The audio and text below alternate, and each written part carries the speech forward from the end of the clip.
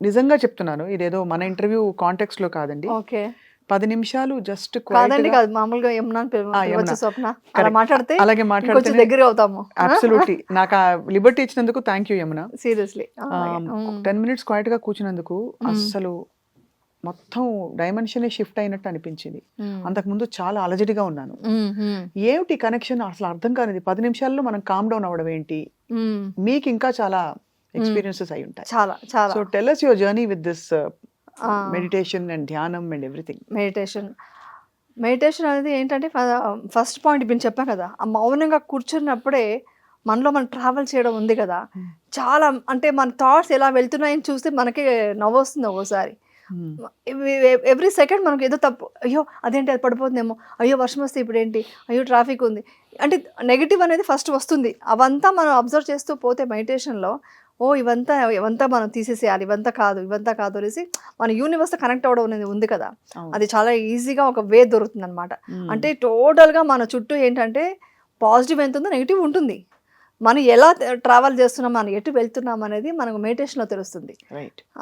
అది. సో మనం positive negative అని మీరు మీరు కూడా చాలా సార్లు అని నేను విన్నాను మన కాన్వర్సేషన్స్ లో. అసలు how do you define what is positive, what is negative అన్నది? ఒక విషయాన్ని ఒక సిచ్యుయేషన్ వచ్చి బయట జరిగింది కదా, దాన్ని ఎలా తీసుకుంటాం అనేది. అంటే నాకు దాన్ని నెగిటివ్గా తీసుకుంటే అదేంటి ఇలా అయిపోయింది, నాకు ఇన్ని ప్రాబ్లమ్స్ వచ్చాయి అని అనుకోవడం ఒకటి, ఈ ప్రాబ్లం నుంచి ఒక మంచి అవకాశం వచ్చింది, ఒక ఎక్స్పీరియన్స్ వచ్చింది అని అనుకోవడం పాజిటివిటీ అనమాట. ఒక నెగిటివ్ విషయం జరిగినప్పుడు కూడా ఆ నెగిటివ్లో కూడా అరే ఇది జరగడం వల్ల నాకు ఈ ఒక ఎక్స్పీరియన్స్ నేను తెలుసుకున్నాను, అంటే ఇలా చేయకూడదు నెక్స్ట్ టైం అని తెలుసుకున్నాను అనుకోవడం పాజిటివిటీ. ఇలా పాజిటివ్గా ఆలోచించాలి నెగిటివ్లో కూడా.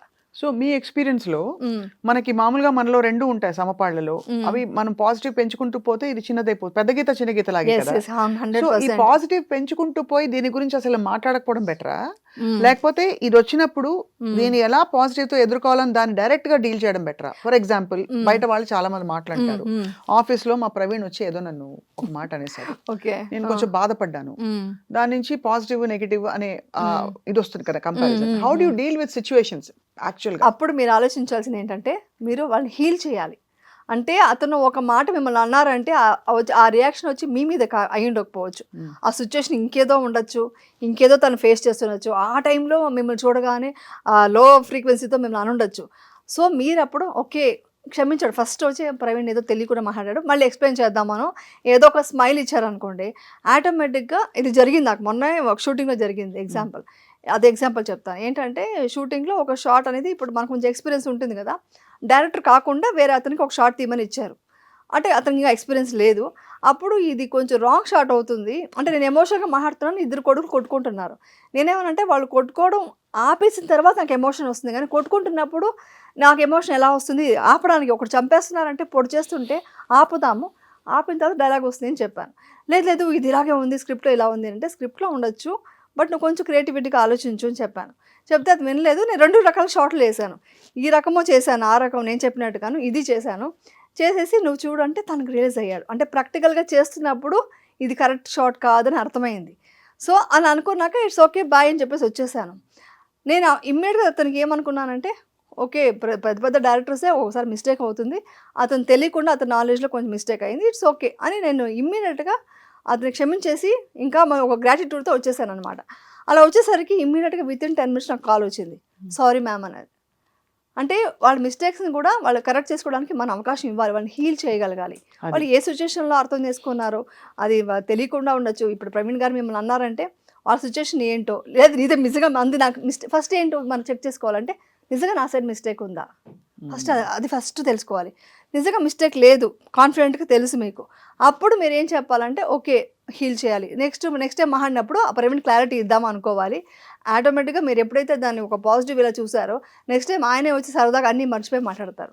ఇది నేచర్ అనమాట. నేచర్లో అదే మనం ఏది ఇస్తాం అదే తిరిగి వస్తుంది, ఇండైరెక్ట్గా ఇది కూడా ఇలా తీసుకోవాలి. సో డైలీ జీవితంలో యమున గారు ఏది ఇస్తుంటారు మీ చుట్టుపక్కల పరిసరాలకి, ప్రదేశాలకి, ఇంకా వ్యక్తులకి? వాట్ యు అంటే కాన్షియస్లీ ప్రేమ ఇస్తాను. ప్రతి మూమెంట్ ప్రేమ ఇవ్వాలి. ఎందుకంటే ఇది స్వార్థం అని కాదు, కానీ ప్రపంచం అంతా మొత్తం ప్రేమతో మనం చూస్తుంటే మనల్ని కూడా అలాగే చూడడం స్టార్ట్ అవుతుంది. నేచర్ నుంచి కూడా అదే వస్తుంది. ప్రతి మనిషి నుంచి ప్రేమ ఉంటుంది. ఇది మీ ప్రతి honest మనిషి ఎక్స్పీరియన్సా కంప్లీట్? చాలా చాలా అంటే నాకు ముందు ఇంత డీటెయిల్ తెలియదు, కానీ నేను ప్రతి డే నేను అబ్జర్వ్ చేయడం స్టార్ట్ చేశాను. నేను ప్రేమ ఇప్పుడు నేను వెళ్ళి చూడగానే హాయ్ స్వప్న అలా అనగానే డెఫినెట్గా మీరు కూడా హాయ్ అంటారు, కానీ హాయ్ అనలేరు. You can't. సో నేను ఆ ప్రేమతో ఉంటాను. బికాస్ మీకు ఏదైనా నెగిటివ్ ఉన్నా కూడా చేంజెస్ వస్తాయి. ఇప్పుడు ఎవరో నెగిటివ్ ఎలా చూసి ఇలా ఏంటి ఆవిడ వచ్చిందా అన్నట్టుగా ఎక్స్ప్రెషన్ పెట్టుంటారు అనుకోండి, వాళ్ళు చూసి హాయ్ అండి బాగున్నారా అని అన్నా అనుకోండి, హాయ్ బాగున్నాను, ఇమ్మీడియట్గా స్మైల్ వచ్చేస్తుంది. సో అక్కడ మన ఈగో ఇంటర్ఫియర్ అయ్యి ఏంటి నన్ను అలా చూస్తున్నాడు, నేను కూడా ఏంటి ఎలా చూస్తున్నావు అంటే అక్కడి నుంచి మళ్ళీ ఇద్దరికి అదే అవుతుంది. అదే లో ఫ్రీక్వెన్సీలో ఇద్దరు ఉంటారు. ఎంతసేపటికి మీరు నెగిటివ్గానే ఉంటారు. సో మీరు ప్రేమ ఎంత ప్రేమ పంచితే, అంత ఆప్యాయంగా ఉంటే అసలు యూనివర్స్ మొత్తం, ప్రపంచం మొత్తం మనకు హ్యాపీగా బాగా కనిపిస్తుంది. సో ఈ మధ్య యమున మీకు అసలు అంటే ప్రొఫెషనల్గా కానీ ఎక్కడా కూడా ఇంట్లో పిల్లలు కానీ బయట కానీ ఫ్రెండ్స్ కానీ ఎక్స్పెక్టేషన్స్ పెట్టుకుని మీ మీద 9 గంటలకు వస్తాను ఏంటి 10:30, 9:30, 10 అయింది, ఇలాంటివి ఏం అవ్వలేదా ఎప్పుడు చిన్నగా? ఎప్పుడు అవ్వదు. బై ఛాన్స్ ఇప్పుడే జరిగింది మీతోనే. అంటే నా సిచ్యువేషన్ నా చేతిలో లేదు. ట్రాఫిక్ మన ఈ టైం అనుకున్నాము, అనుకోకుండా ట్రాఫిక్ ఇది అవ్వడం వల్ల కొంచెం చిన్న మిస్టేక్స్ అవ్వడం వల్ల లేట్ అయింది. దానికి నేను ఇమ్మీడియట్గా ఫస్ట్ వచ్చి నేను అక్కడే ఇచ్చేసాను. స్వప్న నేను వెయిటింగ్లో ఉంటారు, please forgive me, please sorry నాకు లేట్ అవుతుంది అని నేను ఇది అప్పుడే ఇచ్చేసాను. సో అక్కడే ఇచ్చేసా. కానీ మీకు అది ఆ వైబ్స్ ఉంది కదా, మీ నిజంగా ఇదంతా రియల్గా నేచర్లో ఉంది. అప్పుడే నేను అది ఇచ్చాను. ఏంటంట వెయిట్ చేయని ఈ వర్డ్ రాకూడదు, అది నెగిటివ్. అది కాకుండా అబ్బా మనం ఈ టైం కంటే టైంకి వెళ్ళాలి, లేట్ అయింది, దేనివల్ల అయింది, సిచ్యువేషన్ నా చేతిలో లేదు. సో ఆ సిచ్యువేషన్ని కూడా ఇది చెప్పుకుంటూ నేను అప్పుడే మీకు చెప్పేసుకున్నాను మనసులో. ఇలాంటివి జరుగుతుంటాయి. సో నాకు అన్ని చోట్ల అంతే. మా ఇంట్లో కూడా ఎక్స్పెక్టేషన్స్ ఏమైనా ఉన్నప్పుడు ఇలా జరిగినప్పుడు మ్యాక్సిమం జరగదు. మ్యాక్సిమం నేను చాలా డిసిప్లిన్గా మెయింటైన్ చేస్తాను.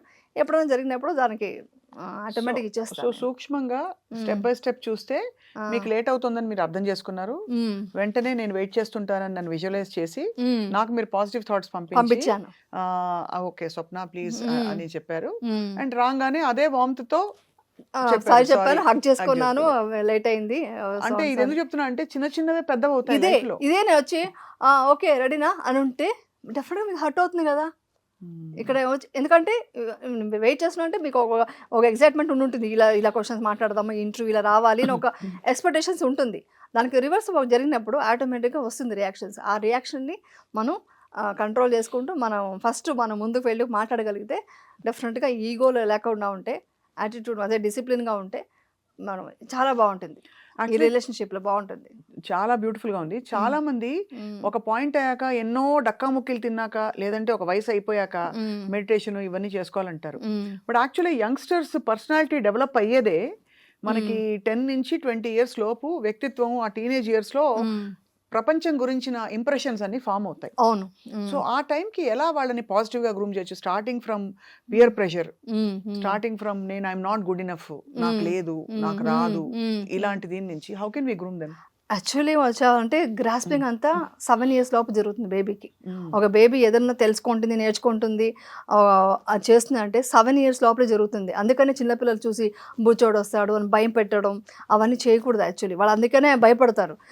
డార్క్నెస్ చూసి భయపడిచ్చేస్తుంటారు. ఆ డార్క్నెస్ చూసి ఆ భయం అనేది అసలు క్రియేట్ చేయకూడదు.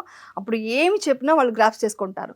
ఒక టీనేజ్కి వచ్చినప్పుడు మెయిన్ పేరెంట్స్ వచ్చి ఏంటంటే వాళ్ళు అచీవ్ చేస్తున్నారనుకోండి, వావ్ని అప్రిషియేట్ చేయాలి, గ్రేట్ చాలా బాగా చేస్తున్నావు అసలు నీకేంటి అని అనాలి. లేదా కొంచెం ఏదైనా ఫెయిల్యూర్ ఉన్నారంటే ఇట్స్ ఓకే అందరూ నీకు తెలుసా వాళ్ళు కూడా ఇలాగే చేశారు అంటే మన ఇంట్లో వాళ్ళు ఎవరైనా చేస్తుంటే వాళ్ళు కూడా అంతే, ముందు ఏం చేయలేదు, తర్వాత నేర్చుకున్నారు, తర్వాత మంచి మార్క్స్ తెచ్చుకున్నారు, అదేం ఇది కాదు, చేంజెస్ వస్తుంది అనేసి నువ్వు ఎప్పుడు అసలు సూపర్, అసలు నీ టాలెంటింగ్ తెలియట్లేదు నీకు అని పాజిటివ్ వేలో చెప్తూ ఉంటేనే పిల్లలు వచ్చి పాజిటివ్ వేలో వాళ్ళ మైండ్లో వచ్చి ప్రోగ్రామింగ్ జరుగుతుంది. ఆ ప్రోగ్రామింగ్ అని చిన్నప్పుడు నువ్వు అంతేరా, నువ్వు వేస్ట్ రా, నీకు ఎప్పుడు భయం రా, ఏదైనా వస్తే మాట్లాడు అంటే వాళ్ళు ఉన్న మైనస్లని పేరెంట్స్ ఏదైనా మాటకి సరదాగా కూడా చెప్పకూడదు. సరదాగా కూడా చెప్పకుండా చాలా ఎప్పుడు పాజిటివ్గా చెప్తూ అసలు నువ్వేంటి కేక, అసలు నువ్వు చాలా బాగా నీకున్న నాలెడ్జ్, నీకు టాలెంట్ నీకు తెలియదు, నీ స్కిల్స్ పెంచుకొని బాగా సపోర్ట్ చేస్తూ ఉంటే వాళ్ళకి అప్పటి నుంచి యాక్చువల్లీ మెడిటేషన్ అనేది ఏజ్ అయిన తర్వాత అంటారు కదా, యాక్చువల్లీ చిన్నప్పటి నుంచే కావాలి. వయసు అయిన తర్వాత ఏం చేసుకుంటారు, ఎందుకంటే అప్పటికి మీకు ఎనర్జీ కూడా ఉండదు మెడిటేషన్ చేయడానికి. అవును, ఎనర్జీ కూడా ఉండదు. చిన్నప్పటి నుంచి దీంట్లో ఆ గ్రోత్ వచ్చి ఉంటే ఆ మెడిటేషన్ కానీ, ఈ ఆరా తెలుసుకోవడం, నేచర్ అంటే ఏంటి, ఒక డిసిప్లిన్, ఒక రెస్పెక్ట్ ఇవ్వడం, ఇవన్నీ ప్రతి టోటల్గా బిహేవియర్, క్యారెక్టర్ అన్నీ కూడా, యాటిట్యూడ్ కూడా మంచి వేలో వచ్చి ఉంటే వాళ్ళకి చాలా లైఫ్ చాలా బాగుంటుంది. వాళ్ళ గోల్స్ రీచ్ అవ్వడానికి కూడా చాలా ఇంపార్టెంట్ కదా. ఇప్పుడు మన మెడిటేషన్ అనేది మనం ఓకే, నేను చెప్పే విపర్శన అనేది చాలా డీప్ సబ్జెక్ట్, అది పక్కన పెడదాం. అది కాకుండా ఒక పిల్లలు ఏదైనా అచీవ్ చేయాలి, గోల్స్ అంతా రీచ్ అవ్వాలంటే ఈ పాజిటివ్ వే చాలా ఉండాలి కదా. నెగిటివ్ అవగానే వాళ్ళు స్టెప్ వెనక్కి వెళ్ళిపోతారు. ఎంతమంది నేను చూశాను. నేను సైకాలజిస్ట్ పట్టాభిరామ్ దగ్గర ఆయన స్టూడెంట్స్ కోసం అని ఒక ఇది పెడుతుంటారు, సాటర్డే సండేస్ అలా పెట్టేవాళ్ళు. నాకు ఇంట్రెస్ట్ వెళ్ళేదాన్ని. వెళ్ళి చూస్తే వాళ్ళకి చాలా టాలెంట్ ఉంది, కానీ మైక్ పట్టుకొని స్టేజ్ మీద మాట్లాడే స్కిల్స్ లేదు. వాళ్ళ వాక్ స్టైల్ కాన్ఫిడెన్స్ లేదు. సో అవంతా నేర్పించారు కదా చిన్నప్పటి నుంచి. ఒక వాక్ స్టైల్ కానీ, ఒక కాన్ఫిడెంట్గా మాట్లాడడం, ఎంతవరకు నవ్వాలి, ఒక డ్రెస్సింగ్ ఏంటి అంటే మీరు ప్లేస్ని బట్టి నవ్వడం ఉంటుంది, ఏదో కుళ్ళు జోకులు ఎక్కకుండా వేయకూడదు, డిసిప్లిన్గా మాట్లాడాలి, ఎంత వాయిస్ రేస్ చేయాలి, ఇవన్నీ కూడా స్కిల్స్ కదా.